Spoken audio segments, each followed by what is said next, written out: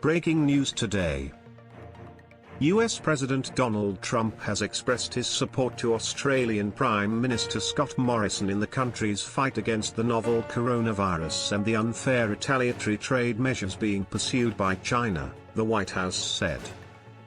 China isn't seeking to confront or replace the United States as the world's top technological power, but will fight back against malicious slander and attacks from Washington, a foreign ministry spokesperson said, responding to a litany of recent accusations from the Trump administration. The Labor Department of US has said that the travel industry has lost more than 4 million jobs since March.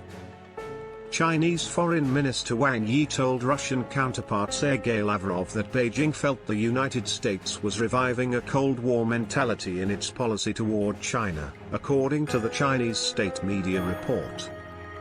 The United States has imposed visa restrictions on Chinese officials for the detention or abuse of Muslim minorities, angering Beijing, but a US official said high-level trade talks would still take place on Thursday and Friday as planned.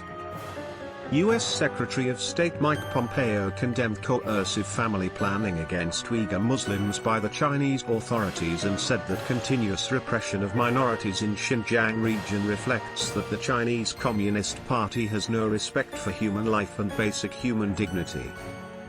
In retaliation, China imposed visa restrictions on some top U.S. officials and politicians in response to America's move to sanction several Chinese officials for alleged human rights abuses targeting ethnic minority groups in the Muslim-majority Xinjiang province.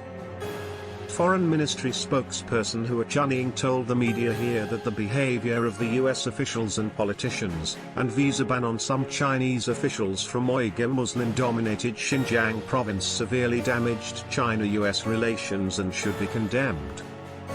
A Scotland Yard officer has been suspended for kneeling on the head and neck of a black man during an arrest in London.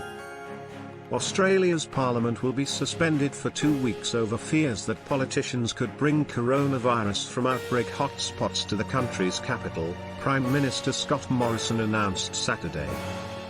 6 decades on from Cuba's proclamation of equality and despite 3 top government officials being black, the Caribbean island nation has made little headway on racism. John Lewis, the civil rights warrior who died Friday aged 80, excelled at what he liked to call good trouble, standing up against racial injustice to forge a better United States.